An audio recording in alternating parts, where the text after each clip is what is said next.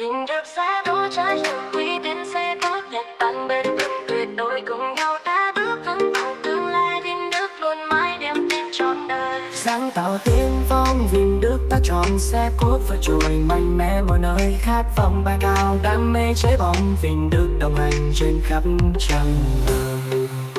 Vinh Đức sẽ đỗ trái đường uy tín sẽ tốt nhật bạn bên vững tuyệt đối cùng nhau ta bước vững vào tương lai Vinh Đức luôn mãi đem tin trọn đời.